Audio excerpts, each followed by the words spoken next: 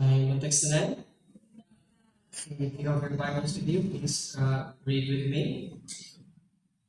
Hebrews 8, verses 3 to 6.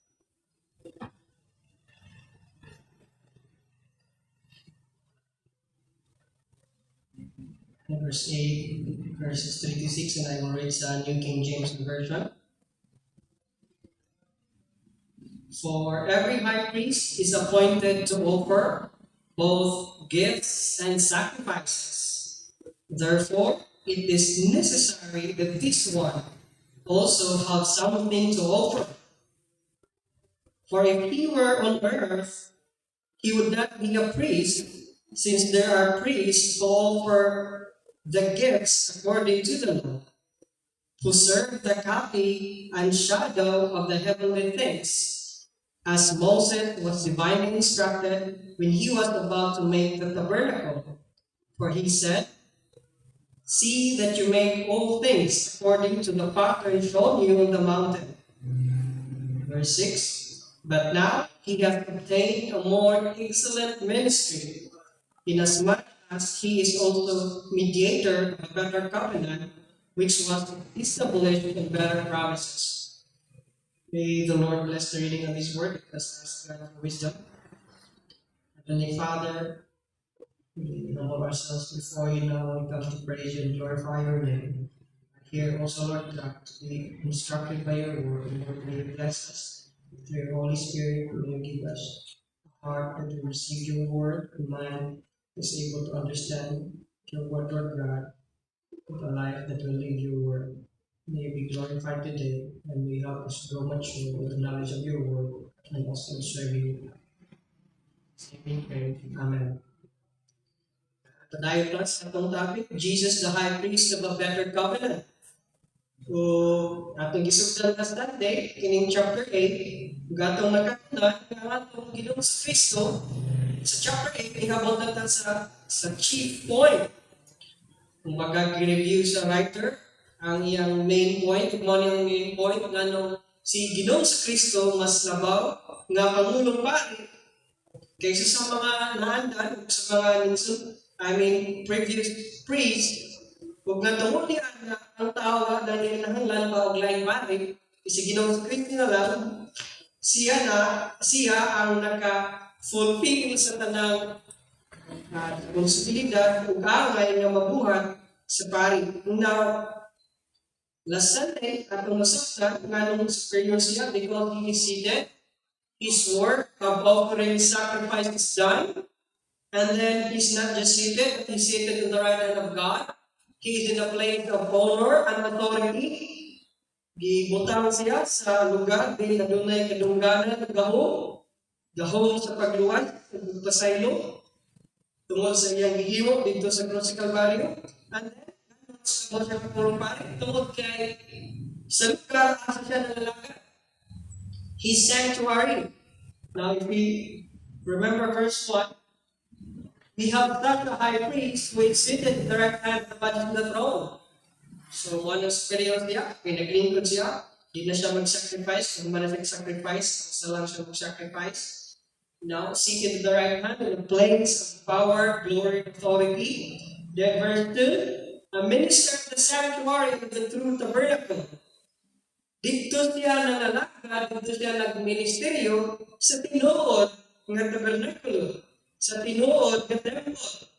The temple or tabernacle made by human hands, kundi hinimok mismo, itukod mismo sa Diyos. That's why superior din siya. Kaya tinuod, dito siya sa tinuod ng tabernakulo nangalakad. And now we come to verse 3, tutup sa verse 6, di nag-focus sa iyang excellent ministry, sa iyang ministry. Ingon nga high priest, sa iyang work as a high priest. Now, verse 3, ang general, kumbaga, yan ang tagi-tagi na mahimong particular. So, verse 3, for every high priest is appointed to offer both gifts and sacrifice. At ang focus sa study karon, the work of the high priest. Kung tinatingin mo yung mga characters, pare, bago nas Kristo sa may trabaho, naglingkod naman siya. So di siya matawag pare, naglingkod naman siya. Kay mo man ang law. For every high priest is appointed to offer both and sacrifices. To offer both gifts and sacrifices. You see, ang tanong na gitawag na Pangulong Pare, gipangtawag para mga lakad na yung Pangulong Pare, gi-appoint, gi-designate, gitagaan yung responsibilidad nga maghanap o gift and sacrifices. They are busy, they are ministering in the area of gifts and sacrifices. Kanina, mention natin sa chapter 5 sa Hebrews. Ibalik na rin, chapter 5 sa Hebrews, verse 1. You see? For every high priest taken from among men is appointed for men in things pertaining to God, that he may offer both gifts and sacrifice for sins. Ang human high priest, gitawag, gikuha, gikan sa mga tao para mga lakad para sa mga tao. That he may offer both gifts and sacrifices. So, mo na high priest, kung mo na trabaho sa high priest, Nehemiah na chapter 8, verse 8, therefore it is necessary that this one also have something to offer. Mali kung si Christ, high priest, necessary yun para matawag siya high priest na mo-offer gifts and sacrifices para matawag siya high priest. Tingnan nila yung mga Jews o mga tao ka na nadalawin pare nga ang works pare according to the law, major works pare according to the law, mag-offer of gifts o mag-offer of sacrifices. Mo na necessary kung tawag pa si Christ high priest na pa siya offer. You see, mo na yung point niya din verse 3 to 6. Kung siya may mong perfect priest sa miyang katawan, he must have something to offer. Ang mahimong siyang tingon nga priest. So, ang writer nag-ingon, every high priest is appointed to offer gifts and sacrifices. It is necessary that this man, Christ, si Jesus, maghapon at mahatod ng the term gifts. Gidivide lang sa Old Testament na mga offering, bloodless offering o offering by blood. So, ang word gifts, gidivide lang na, gilagin lang po to, sometimes, gi-interchange ang pagkagamit niya na para lang ma-identify, kailangan may mga offerings, example, meal offerings, giharat sa mga tao, nga meal offerings without blood. So, mo na i-refer niya ng gifts. Kung sacrifices, those offering, mga animals, kaya magkaula o dugo, mo na i-refer niya ng sacrifices. Now, ang gifts, ingon si, usually, ang gamit niya ng gifts, bloodless offering, mga grains, meal offering, a thanksgiving offering, offerings, which would be the expression of gratitude. Mo na yung purpose niya ng mga gifts, ng mga ipanghalat sa mga tao na mo na yung dugo or dili paula ang dugo. Like grains, or meals, or cakes, or those kind of offerings para sa pagpasalamat sa Ginoo. Ginoo, salamat sa imong kayo, biyaya kanihan. Now, the other kind, kay gift and sacrifice man, kanang sacrifices, mo itong blood offering, sacrifice ng blood. So, mo na yung nakalahi. Yan, kung mo na yung trabaho sa Pangulong Pare, mag-offer of sacrifice, mag-offer of gifts. Kung ang Pangulong Pare, hindi mo sud sa Holy of Holies without the blood sacrifice. Now, ang Pangulong Pare, involved na ining duha ka klase nga mga offerings. The gifts and the blood offerings, sacrificing for sin. Ang kanang mga ipang-offer para tugo, mo na para sa sala. Ang katong bloodless offering, mo na dugo, mo to'y dili ito para sa sala, kundi pagpasalamat sa Ginoo. Now si Jesus, kung high priest siya, dapat part sa iyang ministry yung pag-offer of gifts and sacrifices. Now, did Jesus Christ offer sacrifice? Yes, klaro kayo. He did. He offered the sacrifice of himself. Maoning mas superior si Christ tungod kay haniyang hal. Mao man iyang kaugalingon. Unlike sa animals, the animals are dili kabubot sa animal sila mismo may ihalat. Si Christ ay baw siya na siya ay halat. Kung siya naghalat siya kaugalingon, he was a willing sacrifice. And he is a perfect sacrifice. Kaya wag man siya sala. Unlike the animals, painted gihapon sa sinog sa corruption, gikan pas pagkamulong ni Adan Eva, at si Christ, he is a perfect sacrifice. Morning ang iya, gi-offer the sacrifice, perfect of the best, morning best of superior siya, ang pagkakamulong pa rin. His death on the cross was his sacrifice. He is the priest who offer a sacrifice. The priest, si Christ, siya ang priest na nagdala sacrifice, siya po ang sacrifice. Can you imagine that? And he was a willing sacrifice. Nasayon siya siyang buhaton and ning paubos siya siyang kabubuton. Ning sunod sa kabubuton sa amahan. Ang mga animals, di man kabalibad sa iya. Di man kaingon say no, but si Christ, nagpaubos siyang kagalingon natin na ibig. Maoning usa sa excellent ministry ni Ginoong sa Kristo nga high priest. Even si Paul sama nini na gi-offer nga sacrifice, nag-gamiton sa sacrifice ni Christ.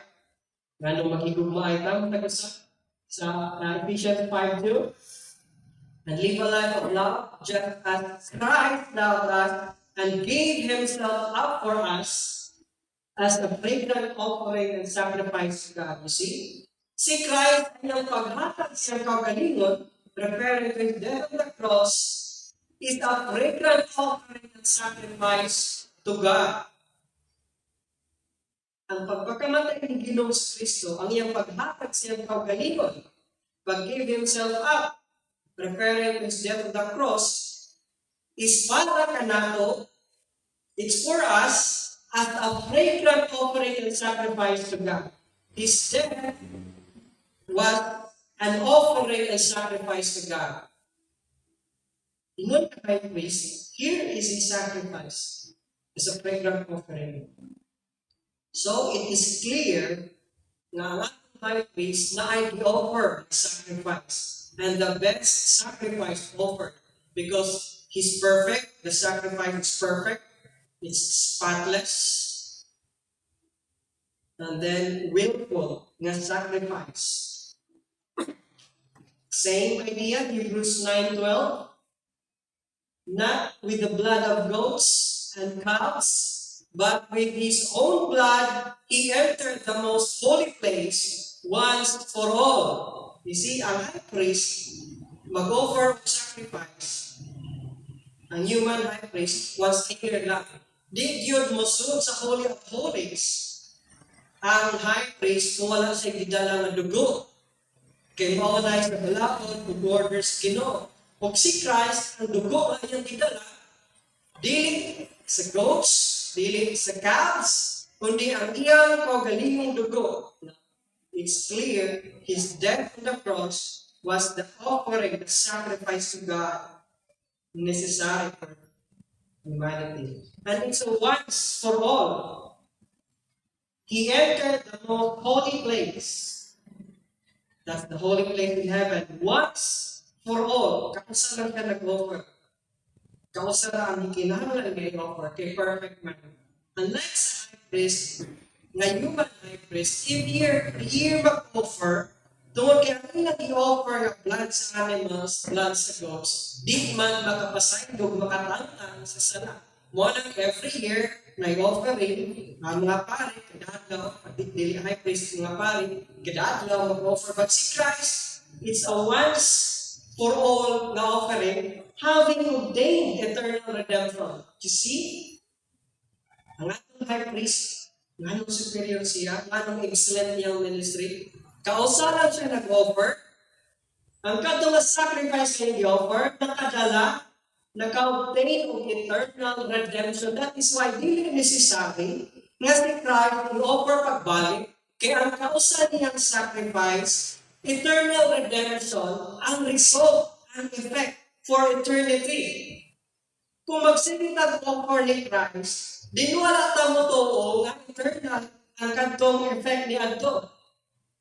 Because the result is eternal redemption. Kausa na ka nag-offer. More once for all.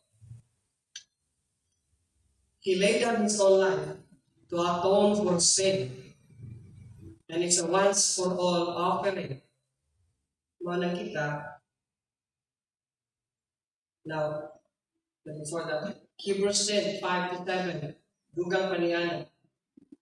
Si Christ is our high priest, nag-offer siyang sacrifice para kanato ngadto sa Dios. Because that's the work of our priest. It is necessary that this one shall also have an offering. And he did. Magmao na niyang offering. Ang iyang kaugalingon, his own blood on the cross. Hebrews 10, 5 to 7. Therefore, when he came into the world, he said, sacrifice and offering you did not desire.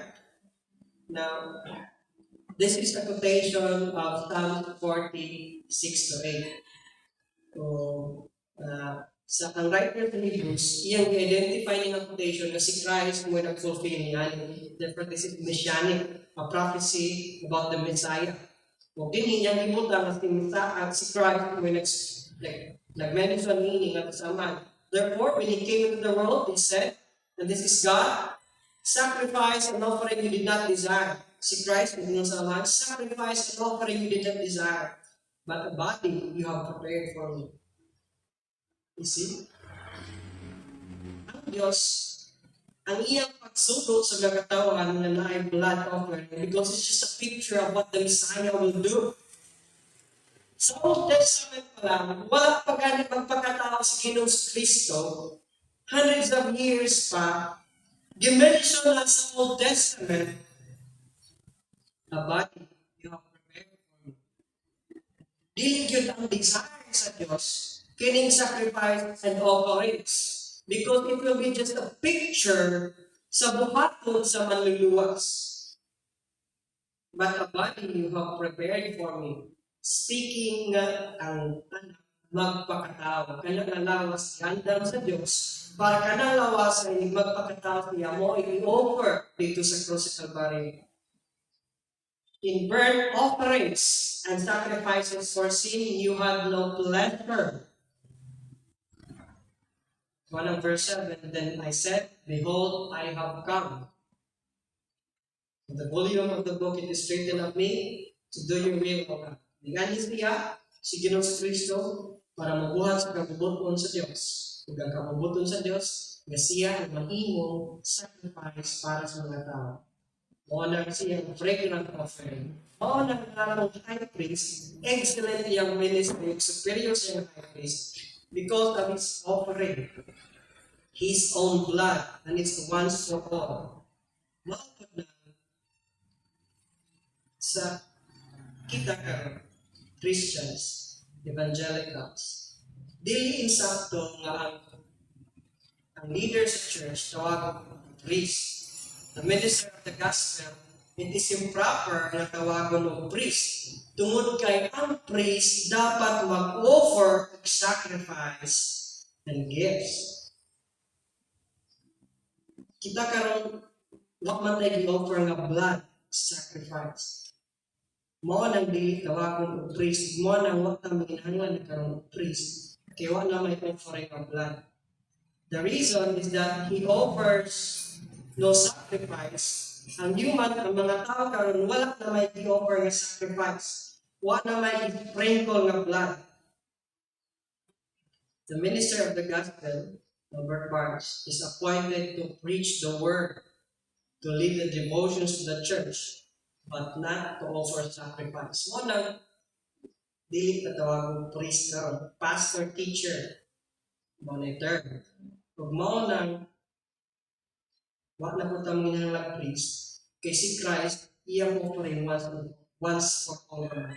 That is why it is also wrong na sa Lord's Supper, mahimong tinuod nga dugo, kay imong gibalik-balik og offer si Christ, wala man gitudlo sa scriptures nga i-offer og balik si Christ. You see, it is God who gave Christ. And si Christ mismo willing nag-offer sa kagalingon. Wala ito sa scripture, mga tao, i-offer ninyo si Kristo, ingon nga inyong halak. It's not taught in the scripture. Nga nung di naman ka mag-offer sacrifice karon, nga nung wala na may pari karon mag-offer sacrifice, aside nga si Christ na ang high priest. Because si Christ, ingon man sa cross, it is finished. He completed the necessary offering for the forgiveness of sins. Kung ang scripture nagingon po, it was a once for all sacrifice. Kausa lang ang sakripisyo, walang di na karon magbalik-balik paghatag sacrifice. Kung kita mag-offer pag-sacrifice karon for sin, kung maghatag patag sin offering, it's an insult to what Christ has done on the cross. Kaya kung maghatag patag offering para sa atong sala, para mapasay ba atong sala, para maibanan ang atong sala, kung mo ang intention sa atong offering, what ang motubo sa buhat ni Kristo dito sa cross sa Calvary? Kaya iyang pagpakamaray para masayuan sa sala. Mo ang kinahanglan para masayuan sa sala. Ang pagdawat, pag-acknowledge that His death on the cross is for forgiveness of sins. Hebrews 9:25, nganong di mo mag-offer. Not that He should offer Himself often. You see? As the high priest enters the most holy place every year with blood of another. Dili sama sa human high priest. Kada tuig, permi maghatag og blood sacrifice. Si Christ dili. Not that He should offer often. That is why today, it is also wrong to offer Christ again. Not that He should offer Himself often. 26, He then would have had to suffer often since the foundation of the world. Pero hindi siya makantos kung i-offer po siya. Once, at the end of the ages, He has appeared to put away sin by the sacrifice of Himself. Kausalan siya nagpakita to put away sin by the sacrifice of Himself. See? Kausalan siya nag-offer, kausalan siya nagpakita din sa kalibutan para maghimog sacrifice ng kagalingon para sa kapasayuan sa sala. Maunang karon, dili na maghatag ng offering para sa sala ko na wala na dapat priest karon. Kaya ang priest appointed nga maghatag ng sacrifice. Kung it is wrong, every Lord's Supper, mahimong blood, tinood nga blood, o tinood nga body, because you are offering Christ again, nga ang iyang offering kausaraman. Kung permi i-offer si Christ, what you kamutuo nga once for all niyang sacrifice. Pagbakan ng verse 29-28, so Christ was offered once to bear the sins of men. He was offered once. O once lang ang ikinahanglan, dili kadaghan. Because eternal redemption naman ang obtain nga itong kausa nga offering. Di natin malikayan nga mahimo ng polemical. I-search na ninyo. But that is the truth of the scriptures. Ganun what ay priest karon, ganun priest karon, ganun what ang ginahanglan ng priest. Kaya ang pari dapat mag-offer blood offering.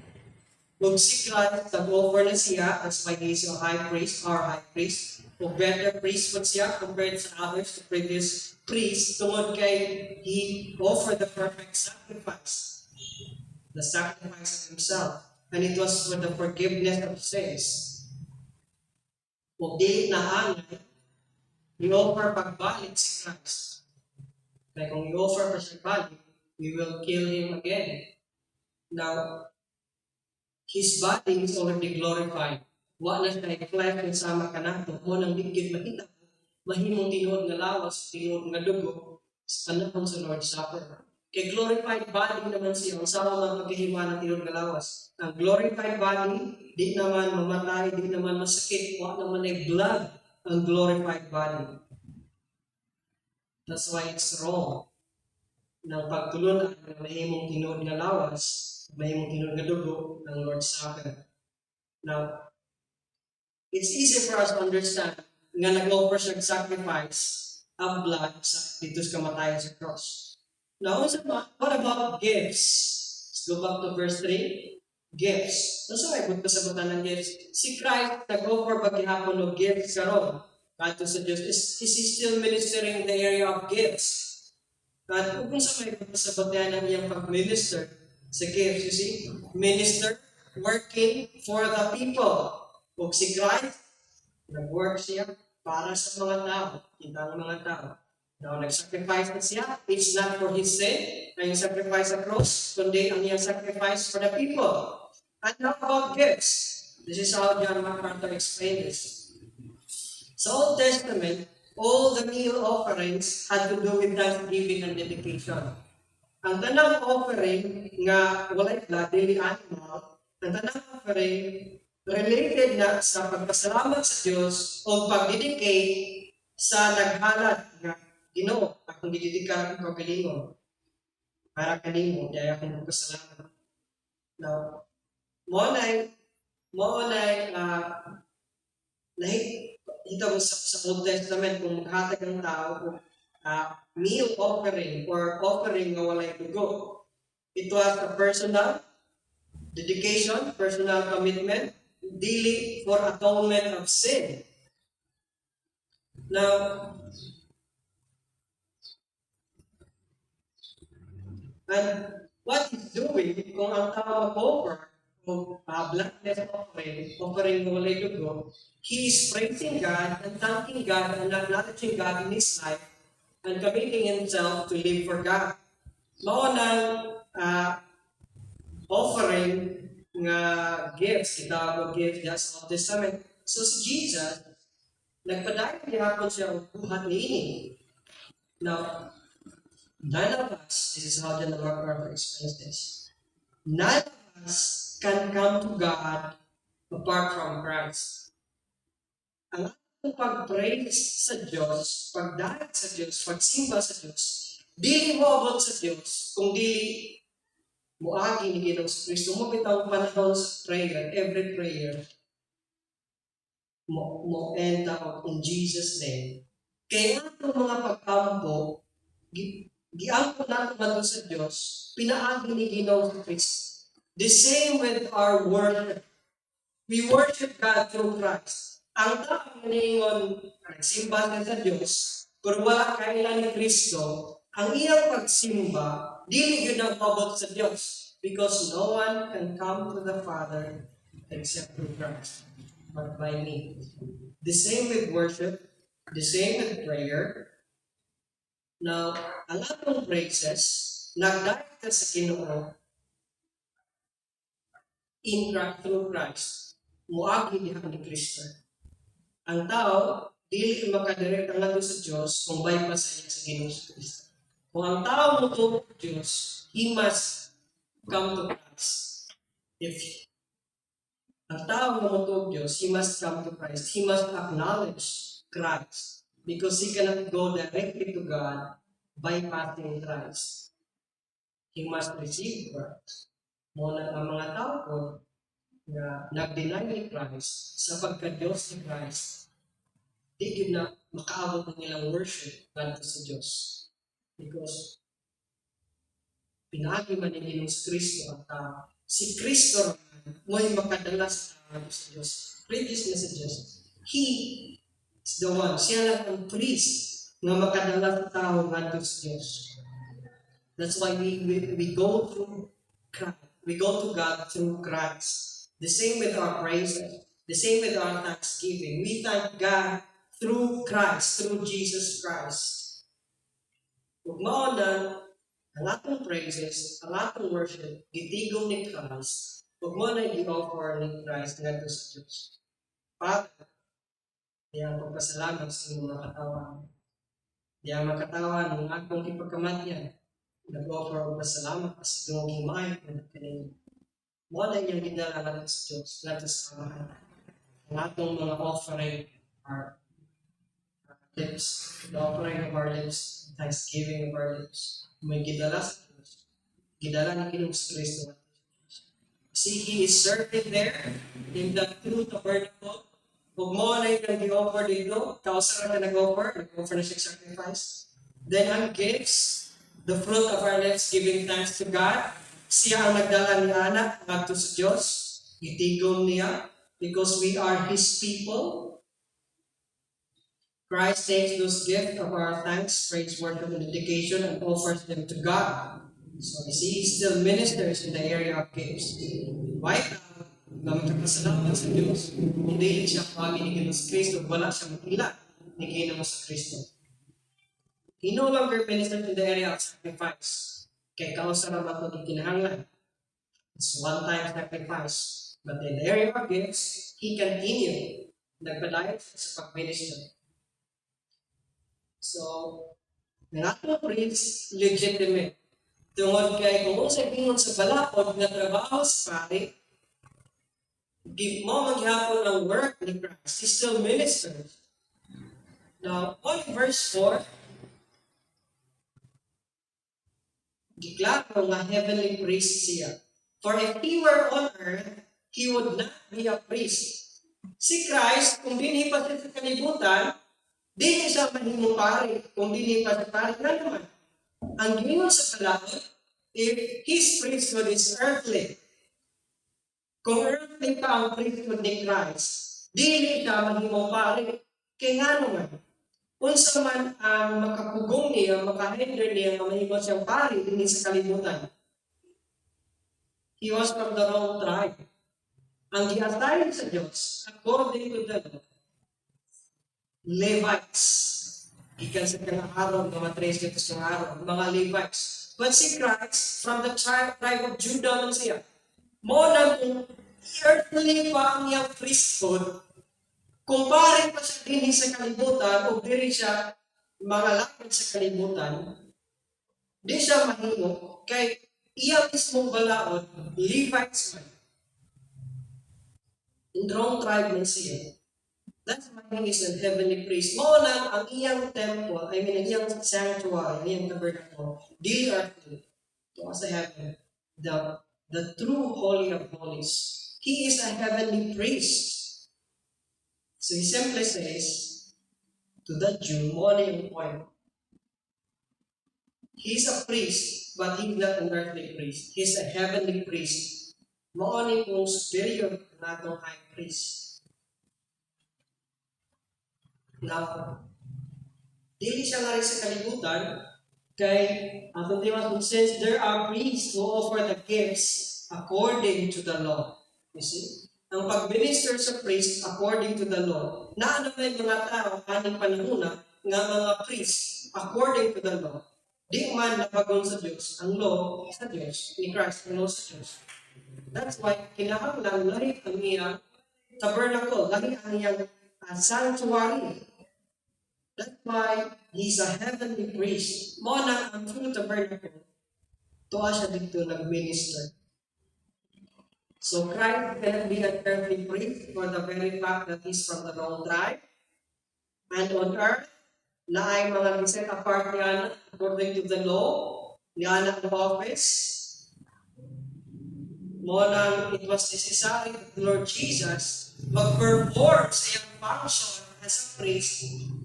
Dili din sa kalibutan, kundi ngadto sa heaven, the Holy of Holies, the genuine, the true Holy of Holies.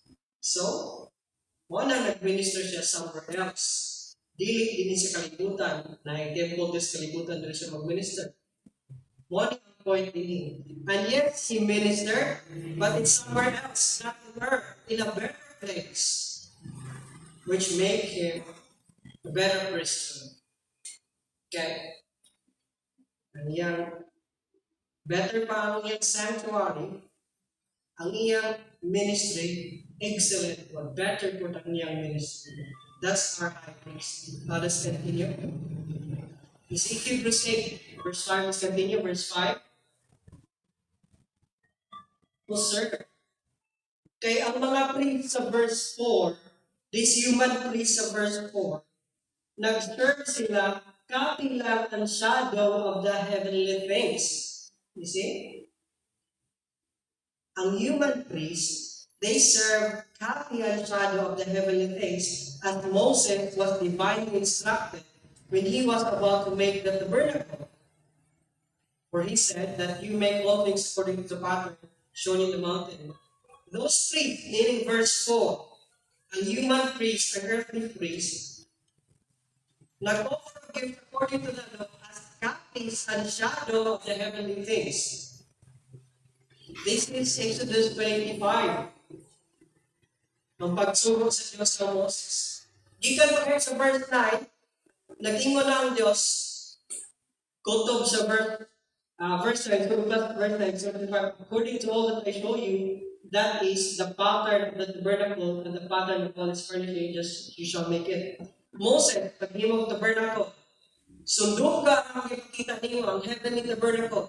Ang heavenly tabernacle, ipakita na sa Diyos, nato ni Moses, kaya mga sundugo ni Moses, kaya ang heavenly tabernacle, dito yun nangalakad ang tinuod ni high priest. They were just copies and shadow.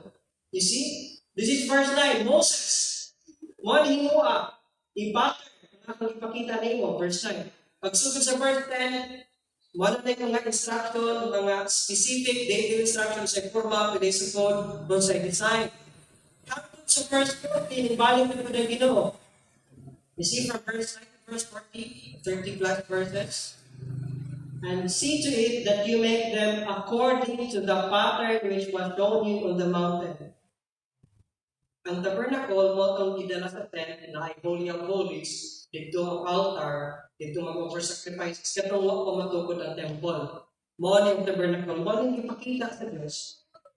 It is clear nga the tabernacle and even the temple is pattern sa ipakita sa Diyos ngadto ni Moses. It's just shadow. Let's go back to verse 5. They serve as copy and shadow only. All of the mga priesthood, they are also copy and shadow of the heavenly things. Because Christ is the true high priest. And then the offering was also the copy and shadow. In other words, even si Moses nagkasabi, unsa ang real, ukasa ang real. Kung nga ang ilang ibuhat, shadow lang, kung pattern lang sa heavenly things. So Christ must be a priest of a superior sanctuary. Kaya ang iyang sanctuary, mauman pinuod ang genuine, ang i-pattern ni Moses. That's why he cannot be also in the earth as an earthly priest. Muna yung priesthood din sa kalibutan, kaya ang pinuot ni sanctuary, mauman itong tuwas sa langit. Nga ipasundog sa Diyos, kaya di pa man sakto ang panahon, ipasundog sa Diyos kadto ni Moses. Dagay mga Hudiyo nga naguluna na si Aaron mo pinakauna ng priest. Kung walang taas sa pagtagal. But si Aaron was just a copy and a shadow of the heavenly things. Christ is the first priest and the true priest. Christ's priesthood is the true priesthood na nag-exist dito sa langit. Now, the word example, verse 5, copy, the word copy there, example sa Latin translation, it means sketch, outline, or copy. That's only a copy of the real. Tanang ihimo sa Old Testament, tabernacle, itong nasa temple, the holy design, the materials, the symbolism there, copy of the real thing was only copy. Shadow, dili ang tinuod na item, dili ang tinuod, not the real one, but just a shadow. Kung wala tinuod, wala po yung shadow. So, the Old Testament, copy lang ng shadow. Ang priesthood sa Old Testament, ang offering sa Old Testament, ang sacrifice sa Old Testament, even the furnishings, copy and shadow of the real. That's why Christ is better, superior, and the only priest para sa tao because He's the real thing. Ang shadow nag-point lang sa tinuod. Ang shadow cannot exist without the real thing. Only ang point din. So, tungod kay si Christ, who is the light of the world, inabot naman sa kalibutan, the shadow, God, no. Simply stated, Jesus is a better priest because He has a superior sanctuary, one in heaven, which is the real and not the copy. Then He is seated there because the sacrifice is done. Then He ministered there, an excellent ministry. Now, to close, let's close in verse 6. But now He has obtained a more excellent ministry. You see, this is the climax. More excellent niyang ministry because His sacrifice better kaysa previous. His gift better kaysa previous. Now, He has obtained a more excellent ministry, not much as He is also mediator of a better covenant, which was established in better promises. So I consider it. Let's just take first the first part. He has obtained a more excellent ministry. He is a better priest. He is seated, he is in the true sanctuary in heaven. Therefore, naka-obtain din siya ang excellent ministry. Kaya ito man siya sa langit, mamat ang tinuod ito nga ministry. He's saying to the Jew, ayaw na mo pagpabili ni anang kapis o shadow lang sa tinuod. Kaya ang ministry ni Kristo mas excellent kay maaman to ang real, ang genuine. One yung point niya sa Hebrews, the whole Hebrews, the main point. Mga Jews, ayaw na mong pagbabili ni Ana mga shadows, copy lang sa tinuod. Kaya si Christ, to naman nag-serve sa tinuod ng sanctuary.